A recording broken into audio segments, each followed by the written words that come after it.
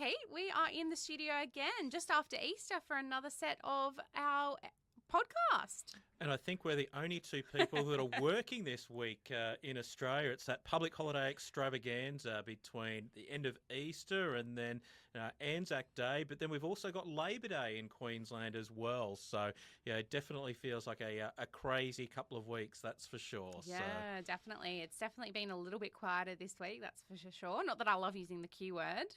But, yeah, it's been good. But what have you been reading, writing, listening to this week, Pete? Yeah, well, I was lucky enough to have a week down in Yamba, so I dragged the camper trailer out of storage, and sort of the Easter tradition is to go camping, and, Yamba meant that there was a 3-hour drive, so one of the things I was listening to was a couple of random MSP podcasts, and one of those happened to be Tub Talk, which is an MSP podcast in the UK. I'd never come across it before, but my calendar probably didn't quite work out my planning and realised I needed to be in Brisbane to do our SMB IT presentation. So, I did that drive a couple of times as a result. So, and one of the great books that came up from that podcast was Built to Sell. And really it's about how to design a business to remove the founder of being that key person there. So, really being able to unlock scale with that and then design the systems and processes that a business needs to really be able to maximise value through removing key person risk. Yeah, that's awesome. And I think that's something that a lot of business owners struggle with is I certainly have struggled with actually, getting out of the weeds and the delivery and working on the business as a whole. Yeah, and it was great. And look, one of the things that for me, I'd never done it before, but just happened to be driving down the M1 early in the morning, in the wee hours of the morning, and jumped on Spotify and just typed in MSP and just found a couple of MSP podcasts there to listen to. Yeah, amazing. That's great. I think podcasts are definitely something we both share a love of. And when you're doing a lot of driving, like the both of us tend to do, I'm quite far north in Brisbane in my home. So sometimes it can take me about an hour and a half to come in some busy Mondays. So I tend to put on a bit of a podcast as well. I tend to find, though, and I say this to my team quite regularly, that I get about an hour into the drive and I'm listening to the podcast and I'm sort of done with it after an hour. And I think I've said on this podcast before, some of the podcasts I listen to are like 2-3 hours long. So sometimes you just have to turn the music on, I think. So, but one of the podcasts I've been listening to this week has definitely been the Mel Robbins podcast. And I've talked about Mel Robbins a little bit on our podcast and how I'm really loving her content this year. She's just recently released a new podcast around finding your purpose, which I really resonated with because I think everyone sort of goes through a point in their life where they don't really know what direction they're going to go through. And I know you've shared with me that sometimes you're a little bit unsure as well, particularly after the sale of Wardy and an MOQ. It was like, what am I going to do next? And obviously, you found that and you went into digital team. But I think a lot of people tend to struggle if they don't have something to do or to fix. And she talks about that a little bit in this podcast episode. So we'll link it down below in the show notes. But it was a really good one and only an hour, so it filled that gap really nicely for me. Yeah, well, I took your recommendation, and Mel Robbins is sitting on my Kindle ready for my trip to the US tomorrow. So I'm heading across to Vegas for the Kaseya event, but also using the opportunity to catch up with a couple of customers and Mel Robbins. Oh, you're going to see her? No, I'll catch up on I'll do some I'll catch up on her book. So you've been talking about it, so I've added it to the list to devour on that flight from Brisbane to San Fran tomorrow. Is it the Let Them theory? Is that what you've got, or the high five? I actually don't know, to be honest. I actually might have bought both. Oh, so good. Yeah, she's got a few. She's got a few ones. Well, I suppose today that leads us into really what we're going to be talking about, which is strategic vendor partnerships and relationships with our vendors. Now, I am definitely across this from a marketing perspective and, how do we get the most out of our vendor relationships from that perspective? But I think you've really been down this road a couple of times now. And when we worked at MOQ together, we had so many vendors and so many partnerships there, and trying to keep up with them all was quite it was a task. We actually ended up, I think, having someone managing those relationships for us. But during your Wardy time, Microsoft was really that key relationship, and getting their attention was, a pivotal part of your business. So I suppose, what is a good vendor relationship? What does it look like? What do people need to consider when they're building them? And I suppose, what do we need to, I remember you talking about it like we need to hitch our wagon to a horse, right? And why is that so pivotal, and why can't people sort of, chop and change? It's a bit like having a girlfriend or a boyfriend is, you really need to be able to strengthen that relationship as opposed to having a number of different players in the field. Yes, that can be a very transactional relationship by having lots of girlfriends or lots of boyfriends, but the reality is you're not going to have a really deep partnership unless you focus that attention on an individual, especially around particular areas. And I see this across technology vendors all the time. And it's interesting you sort of brought up the MOQ example, because one of the things we did was reduce those vendors. We realized that we couldn't be everything to everyone. We couldn't be experts in Palo, Fortinet, Cisco, Ubiquity, all of these different products. What we were better off doing is then focusing on what we could do really well, but also focusing on where we could then work really well with our vendors as well. Because I always think that in vendor relationships, the reality is it's a give and get. You need to be able to then give them something. In other words, bring a deal to the table to be able to transact. And likewise, they want to know that you're a safe pair of hands to be able to provide opportunities. Because vendors are a bit like real estate agents. Like, if anyone's ever sold a house, you typically work with one agent. Yeah. And the problem is sometimes that doesn't work for whatever reason. You might introduce another agent, and all of a sudden you've got a Ray White sign, a professional sign, maybe even PRD because you go out to a third one. Well, let's face it, none of those real estate agents are going to put a lot of effort and attention in because they don't know whether they're going to get the outcome that they expect. So, and vendors are exactly the same. If you're working across all of the other partners, how do they know that the deal that they bring is going to land on their technology stack? But it's also confusing for customers as well. Like, if you think about that house example, if you've got a Ray White sign, a professional sign, and whoever else sign, the customer's going to look at that and see 3 signs, and they're not going to know who to call. Yeah, which one's the best option for me? And the same with technology is that, customers are looking for vendors, but they're also looking for MSPs and technology partners to really be that trusted partner to go, well, in this scenario, we recommend Palo. Yeah. In this scenario, we recommend Fortinet. They don't need to understand the speeds and feeds differences with each of those. But what it means is also that from a technology perspective, you engineers simply just can't be across every single one of those technology stacks and have deep capability. Yeah, definitely agree. And I've seen this go really badly with some MSPs or TSPs where they're chopping and changing quite rapidly. Both from a delivery perspective, but also from a marketing perspective, right? They're trying to chase whoever's giving them the best MDF deal or whatever the vendor's offering. I think it's unfair on your delivery team to have to go and then reskill them in another. And while I'm sure some of the skills are, able to be crossed over, I think it's unfair. But what I've seen, and on the flip side of that, I've seen things go really well where an MSP has focused really strongly into one vendor, and their team is deeply skilled in that, and they're now starting to see the, I guess, positive repercussions of that, because that vendor is now bringing them deals, is giving them MDF on a quarterly basis. It's actually a very positive relationship because they've gone deep. And that's what we saw in the Warty IT Solutions days is we hitched our wagon to Microsoft. It didn't matter what the question was. The answer was Microsoft and SQL Server. It didn't matter what the problem was. That's how we were going to solve that. And I often joke when people asked, how many salespeople do you have? And the initial answer to that was 900, because at that stage there were 900 Microsoft reps in Australia. And then, that grew to well over 2,000 that it is today. And we found that Microsoft was our biggest sales channel. They would bring us into those large opportunities knowing that we are a safe pair of hands. and knowing that we weren't going to all of a sudden bring Oracle into this equation, or IBM DB2 or other database technologies to that. So as an example, we got brought into ING to be able to deliver the migration of the ING Direct platform to SQL Server.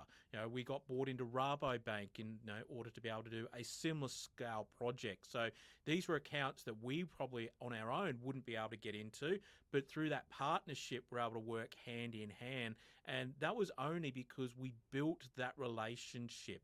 And I think that's one of the key things is, you do need to work on it. It just doesn't magically happen. It's just like a personal relationship. But also just like personal relationships, sometimes you go through tough times together. A project mightn't go quite right, or a customer doesn't do the right thing. You then work together through those challenges in order to be able to then, get those outcomes. And it's often through adversity that you see how much value that partnership really has. It's a great example, I think, you brought up about the expanding of the sales team, because I've sat on calls, actually one with you that I remember quite distinctly, that I've sat on calls with customers who are looking to strengthen relationships with various vendors. In this case, I think it was Microsoft. And, I made the comment that, we need to build the relationship in order to get Microsoft to sell on our behalf. And the customer was very strong in the sense, like, they said, well, Microsoft's not going to sell for us. But actually they are. They actually are going to do that as long as you strengthen that relationship and build that relationship and do the things and bring something to the table, like you said up front of this episode. So it is important, I think, for TSPs to understand that it is an essential part of your business. If you want to be known and you want to handle those bigger deals that something like a Microsoft or a Cisco or whoever your platform of choice is going to bring to the table, then building those relationships with them and their salespeople, and that can be through so many different ways. I mean, I've seen probably every example now: win wires, emails, sales win emails to the sales team, promoting them and their brand, holistically throughout all of your marketing. From a marketing perspective, I've probably seen and done it all. But that's the start of things that you start to bring to the table, and getting them to understand what you are doing. That is going to result in you getting those bigger deals that you want for your business. I often think that vendors are a little bit like goldfish. And they're often dealing with hundreds or even thousands of partners that they're working with. And often it's simply the fact that you're top of mind, you're the last person that had a conversation, or the last person they saw an EDM from you that then becomes that. And so it's how you build that mind share becomes super important, because it's not just, signing up to the partner program and, going and getting a couple of certifications and things like that and set and forget. You really need to be front of mind. And one of the things we did really well in the Warty days is we literally would camp in the Microsoft office. We would sit there in the lunchroom there. We would go, even fly down to Sydney. Back in the days at North Ryde, that had the cafe downstairs. We'd have the laptop with the Warty sticker on the back so everyone knew who we were. And people would drop in and have conversations. And, tell us about that project that you sent that update about last week. And, for us, we would heavily invest in that, because we knew if we invested, we would get something back in return. So, you need to be active working with, it doesn't matter who your vendor is, whether it's a hardware vendor, whether it's a licensing vendor, being able to then work on that relationship and, leverage it, because let's face it, vendors are looking for the easy option. They want to make sure that they're able to then bring an opportunity to you and then move on to something else, knowing that you're going to close it, you're going to sell it, and it's going to land on their paper. Yeah, exactly. So that strategy then, with you camping out, you weren't there for a particular reason. You were just there, and then they saw you and they came and had a conversation with you. Like, you just positioned yourself in a way. Every fortnight I would be at North Ryde camped out. So that, and we would do the same thing in the Melbourne office. We would do that over the Melbourne office at South Bank and then George Street in Brisbane. Just literally camp out there and have those conversations and be dragged into opportunities. And that was over and above just working with our partner manager. We always saw that we needed to then be across the account managers, the TSPs, the SSPs, like insert three-letter acronyms here. We wanted to make sure that we were across each of those relationships with that. Yeah, wow. That's definitely a tactic that I hadn't tried or recommended. So, yeah. So I've got two questions then. So how do TSPs choose the right vendor? Because there's so many options now. If you want cybersecurity, this or that, you can go Arctic Wolf, you can go Sophos, you can go whatever, is the flavor of the month at the moment. And when I was in Orlando last year, every one of those vendors had a booth. And if I was a TSP, I was looking to expand into, cybersecurity, let's use that for example. And I walked through that hall in Orlando, I wouldn't know where to start. So how do you go about doing that? And because there's so many different tactics that the vendors are using to get your attention now, but how do you go about choosing the right one? Look, I think technology stacks that MSPs and TSPs have are getting more and more complex as they start to add in, MDR, EDR, all sorts of different solutions into that stack. And, that stack comes at a cost. And sometimes it's, can you pass that cost even on to your customers as a result of it? But I always like to take things back to first principles. What's the problem that you're really trying to solve for your customer? And being really, really clear on what is the problem you're going to solve, and then who's the right vendor for that. Like some vendors are fantastic at enterprise level, but aren't particularly good at mid-market. Others are fantastic at mid-market, but aren't particularly good for enterprise as well. So, what you often see is that sometimes you've got a bimodal approach where for your SMB customers, you're deploying one solution. For your large, more complex customers, you're deploying another solution. And so it's really trying to understand what's the problem that you're trying to solve before you then start to then pick up the catalogue of which vendor am I going to engage with today. Yeah, that's a great point. I think I've seen that being done actually with like that bimodal approach that you just described, where some customers are being serviced with one product or one provider, and the other customers are being serviced with something else based off their needs, which is a nice little segue into my next question. What do you think about people or TSPs that say they're vendor agnostic? I don't think that exists. Yeah, I agree. I think it's really hard to be vendor agnostic. I think you are always going to go with whoever is giving you the best deal, whoever is giving you the best benefits, whoever services your customer in the way that you need to. And I don't think it's possible to be vendor agnostic anymore. And especially because buyers are more sophisticated and more educated than ever. Often customers will come to you with a particular brand in mind, and they have had either previous experience that's gone really, really well at another organisation, or maybe they've deeply researched it themselves. They've looked at the Gartner Magic Quadrant, or they've looked at other industry analysis, and because you don't have that logo on your website, they're probably not going to bring you the lead in the first place. So, by hitching your wagon there, you actually create a resonation with the customer that you know what you're doing because you are a partner with Lenovo, or you're a partner with HP, or whatever the case might be in that space there.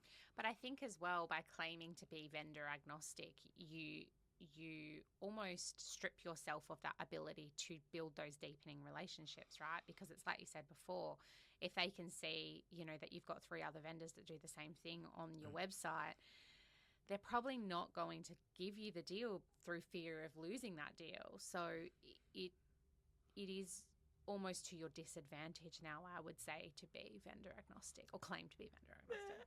And I think the reality is also is that customers are quite smart.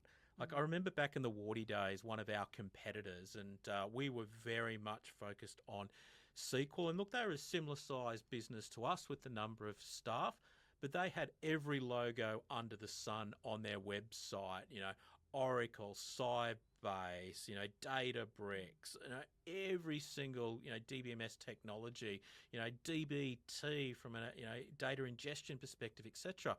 And I just looked at it and I just said, there's no way that at organisation at that size can be specialists across all of the technologies. And I remember a CIO saying to me exactly the same thing. He said, look, we looked at this vendor, they had a really polished presentation, but I just called BS and said, there's no way you guys have those domain expertise and knowledge at that size, because they claim to be agnostic and across all of that technology stack. But let's face it, technology is getting so wide, both left and right, of how far organisations need to go. You simply can't be agnostic and be good at everything. So not just from a vendor perspective, but just from a delivery perspective as well. But often what you see with vendors is you can't deal reg and get the same buy price as well, which means your margins are also eroded because you don't have those deep relationships as well. Yeah, definitely. It's really about that relationship, right? And building those strong, I guess, foundations with a particular vendor that are going to, drive your business forward for success. You're able to negotiate a lot more.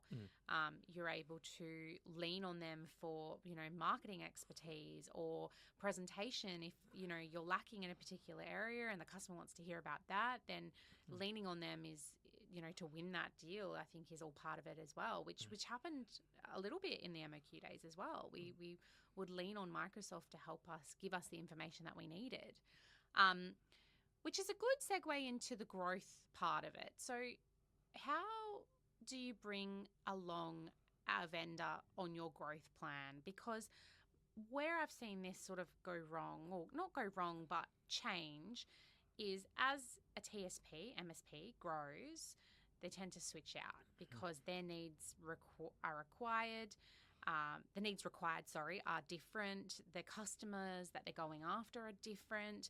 And the vendor that was servicing them, 3 years ago is no longer really what they need anymore, and they need to move forward. And we also see this on the flip side from the marketing perspective, like the CRM that they were using 3 years ago and the email delivery system and all of that is not what they need anymore. They actually need something a little bit more sophisticated as we take them on that journey. But it's the same on the IT side. The customer also, as the customer grows and their needs change, they may need to switch out, some vendor for another vendor.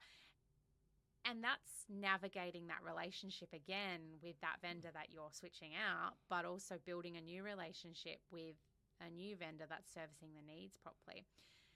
Is it better to start bigger and then, grow with that need, or is that just the nature of the game where you need to switch out vendors regularly? Well, I think vendors are a bit like a house. When you first leave home, you're probably in student accommodation, eating noodles with many other people in the house, and you move into an apartment, and then you move into maybe a townhouse, and then kids come along and you move into the 5-bedroom, house out in the suburbs. Those requirements change, and the same with vendors. And often people hold on to those relationships longer than what they should. And I think there's a time and a place. But I don't think it's also just swapping for the sake of swapping as well with vendors. I always think it's about having those honest conversations. And if you've got a relationship, you actually both realise that actually maybe we're not the right fit for each other, because, maybe you've moved into a different industry vertical, or maybe you've moved into a different customer size segment that it's no longer a fit. And, you're both really just not driving that piece. And I think one of the things is leveraging the relationships that you have with your partner managers there. Yeah. So they are really that conduit for you into those vendors. And I always like to ask the question, what are they comped on? So understanding what puts money in their jeans and how can you help drive that for them? Because let's face it, we're all coin operated. We all like to then, achieve results and achieve outcomes.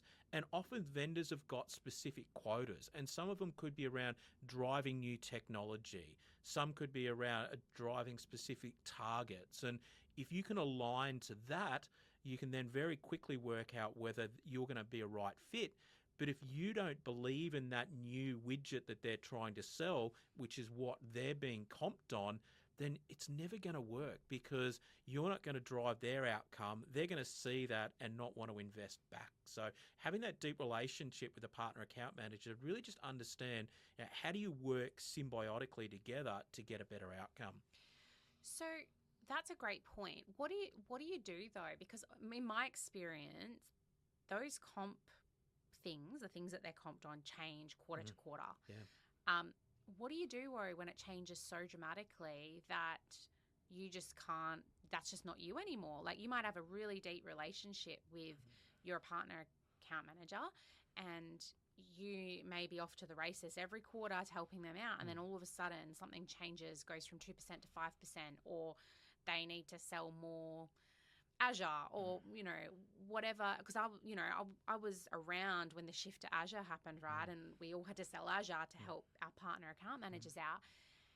I can't imagine that would have gone down well with some people. Like, it was fine for us because we were doing it already. But what do you do when it changes so dramatically? Like, you're an on-prem business and all of a sudden you've got to, sell Azure. It changes so dramatically that it just doesn't match anymore. Like, that's almost having a part of the business ripped out from under you. I think there's two parts to that. I think the first is often the vendors have a lot more, almost a crystal ball about where the market's going.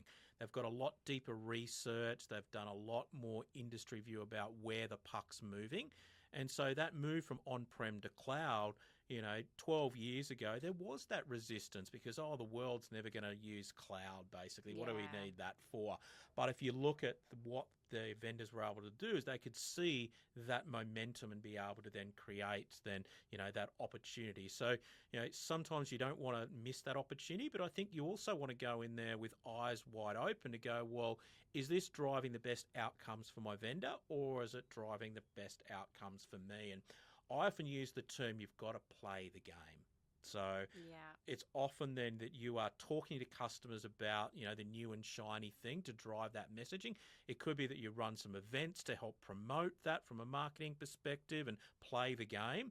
But then you've got to also do what's right for your own business. But I think, technology flavors of the month change all of the time. And I remember, we worked close with Microsoft and we saw this. Like, there was the days that SharePoint was the flavor of the month.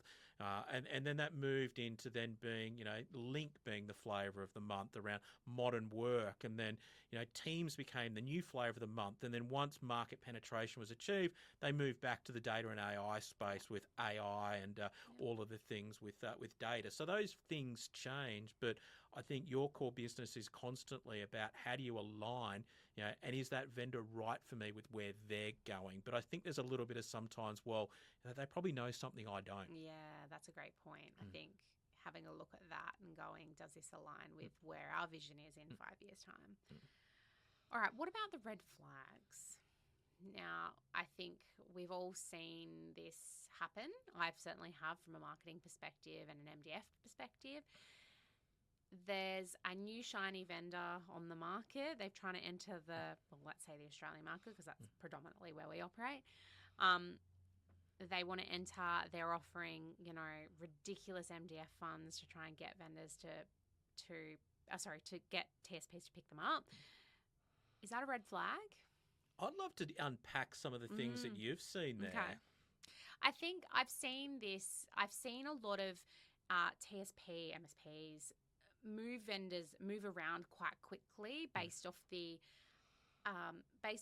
offer that's been given to them at the time. And all of a sudden, from a marketing perspective, we've been on using a generic example, a Sophos, on a Sophos journey. We're deeply penetrated there. We have a great relationship. And then all of a sudden, we're now looking to move to something else. Arctic Wolf. I'm picking vendors.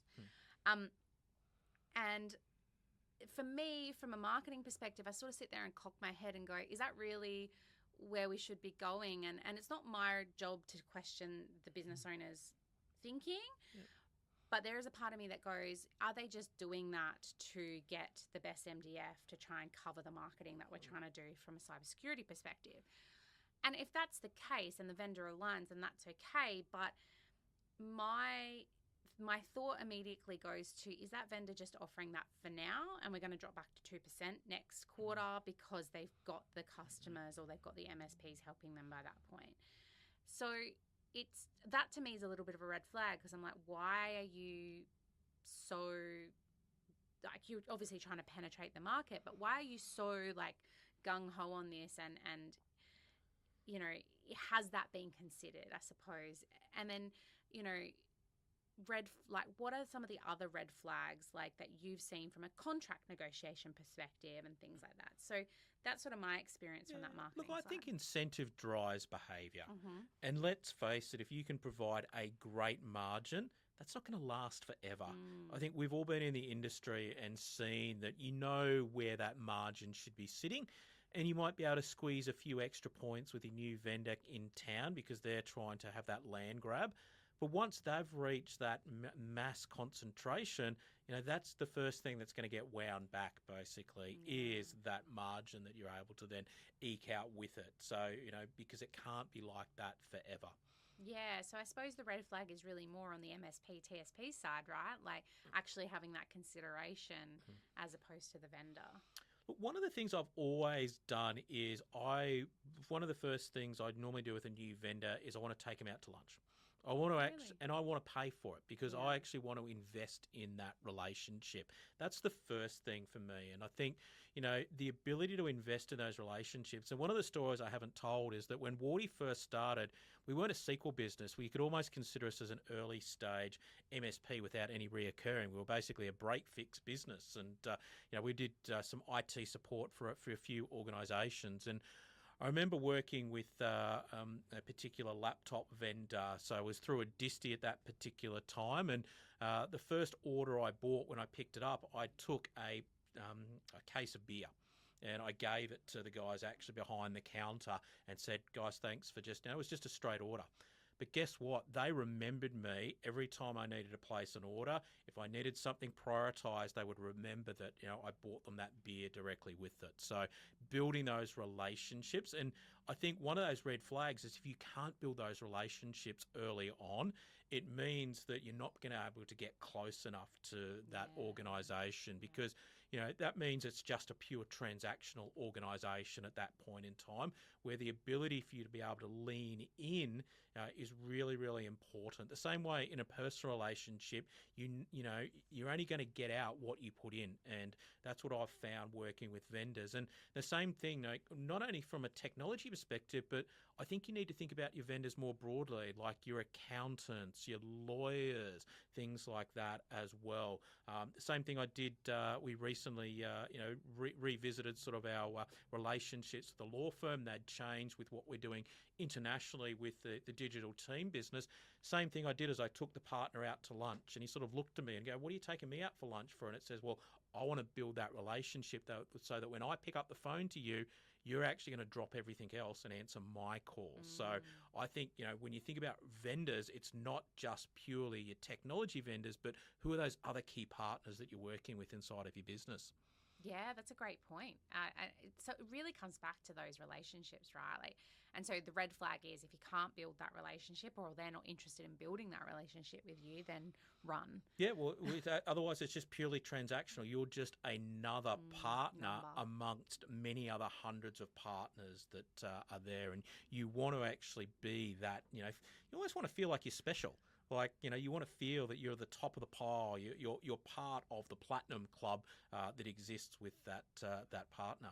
It's a great point, and I've said that 3 times already on this podcast episode, but the relationship is really the key, right? And I work with a lot of MSPs who are trying to get funds from various different vendors and distributors, and, you know, and I think it's a great point around, you know, they go, well, why am I not getting the funds? And, you know, my first question is usually always, well, what are you bringing to them? Like, are you actually bringing deals? And usually the answer is no, but if I get the funds, then I will bring the deals. And it's like, well, you know, cart before the horse sort of scenario. But the relationship is also, I think, a good point, like, because what are you doing to invest in the relationship with them, and how are you helping them to remember you as a business? And I think that's what you did with the laptop vendor is those guys behind the desk are remember you. Like, they're going to remember he's the guy that brought the beer. So what are you doing to set yourself apart that's not related to deals and not related to business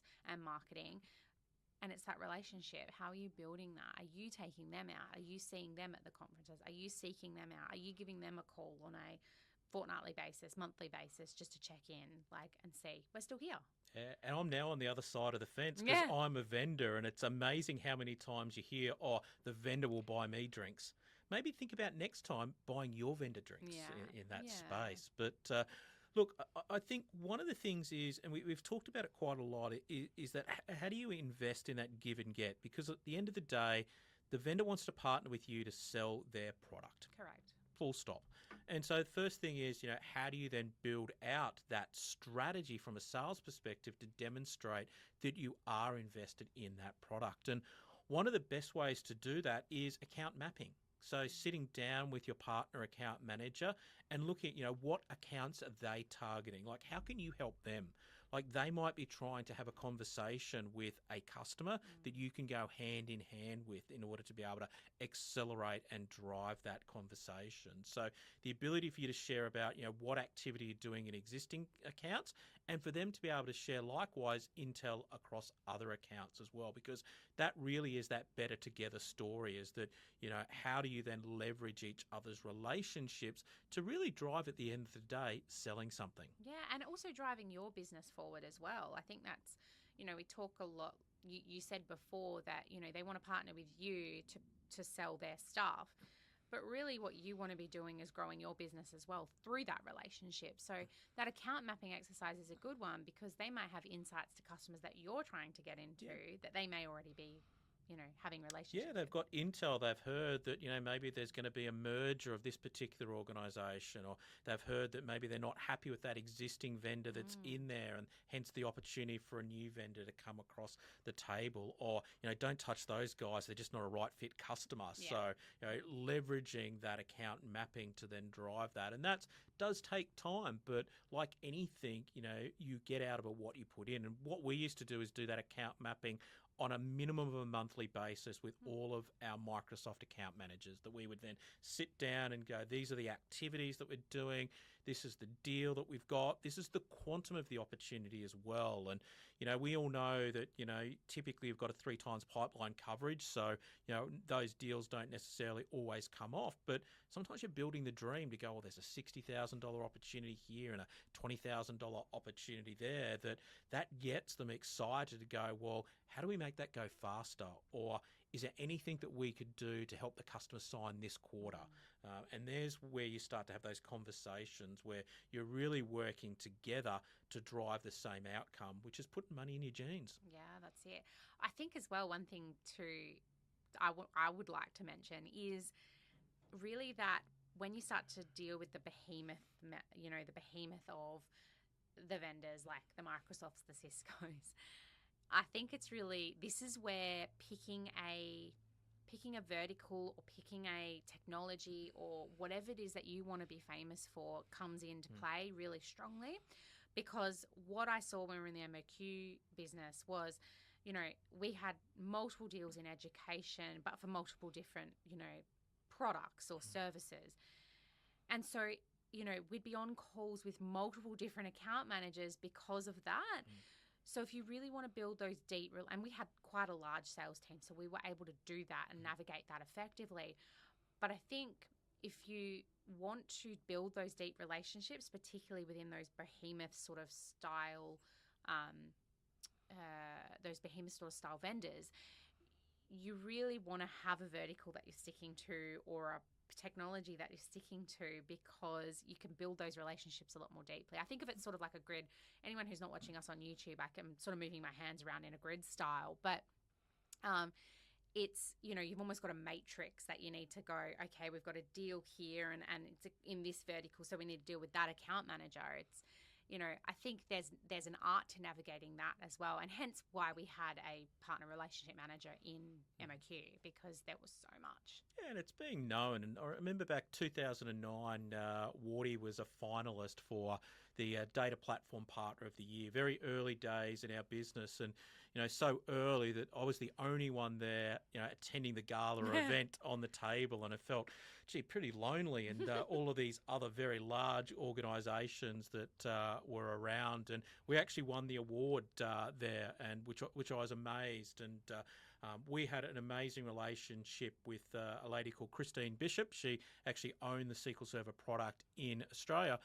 But what amazed me was that Pip Marlowe, who was the MD for Microsoft Australia, knew who I was, and she knew who our business was. And that was because we were famous for what it was that we did. We had an identity. We stood out. Even though it was just me, I didn't have the table with all the other suited and booted people around me with shiny shoes. It was just little old me there with that. But they knew the value that could be added in as a result of the work that we were doing. So, being able to be, that, known for something in that partner ecosystem is super important. And I think it also pulls on a thread as well, is you've got to be part of that ecosystem. So you've got to go to the events, you've got to go to the conferences, you've got to go to Phuket when they go and put on the plane, put you on the plane to Phuket to go to the event. So really just being part of that ecosystem. Yeah, exactly. So I suppose, wrapping up, what are the top 3 things that MSPs, TSPs need to really go and think about when they're looking at their vendors? Look, I think one of the things is for all technology providers to do is have a look at the vendors that they've got on their logo book. You've probably got your service catalog, or you've got your company profile that's got lots of logos on them. Have a look at those and go, look, which of those are really still the logos that we want to work with? I think that's really, how do you consolidate the number of vendors that you've got? Yeah, exactly. And then aligning those vendors, I think, to your customers and what their needs are. Is this vendor really going to service what my customers need and what I want to be famous for and where I want to take my business? Yeah. And look, I think you pulled on the thread about MDF. I'd love to pick on the second point and understand, what do you think that our listeners should do to maximise the amount of MDF? Because we all want more marketing funds. It comes back to exactly what you've spoken about today, and it is, or what we've spoken about, is that relationship. Build those relationships. Keep them few but deep. Right. You're going to have a better. You're going to have a better chance, I think, at getting that MDF if you've got that deep relationship with your partner account manager. They're going to advocate for you. And the example I gave before of the customer that I have at the moment who has a really deep relationship with one particular vendor, their customer account manager or partner account manager advocates for them. They've got them signed up to all of the programs. I am literally in such a privileged position as their marketing manager to sit there and go, like, they come to me and go, yeah, we've got this much marketing funds. How much do you want? Every quarter. We get that every quarter because they've built that deep relationship. So my advice is, don't shop around. Don't go, well, shop around, but don't go jumping from vendor to vendor is probably more my point. And don't go jumping from vendor to vendor to try and get, because someone's offering 15% or something like that. It's better to understand what you want and where you want your business to go and what your customers need, align to those vendors and build those relationships really deep. And I can almost guarantee that you are going to get the MDF from them. And look, I think the third point is, go and buy lunch for your partner account manager, especially this time of the year where often there is that moving of deck chairs as the new financial year rolls over. Building that advocacy then just means that you then help with a smooth transition should your partner account manager be moved somewhere else in the organisation or take on a different patch to help with that smooth transition. And by doing that, you might just open up some great opportunity for the cost of a steak and a bottle of red wine. Exactly. Well, thank you, Pete. It's been a really good episode. I've really enjoyed this one. Yeah, look, it's fantastic. And I think one of those things is we're starting to see is that a lot of the ideas are really intertwining that we've spoken about previously. And I think this is the opportunity that technology businesses have, is to leverage the experience that we've got having grazed our knees. Exactly. Thanks, everyone, for listening. And as always, we'd love to hear your feedback. So shoot us a comment on the socials or down below and wherever you're listening, and we'll address it.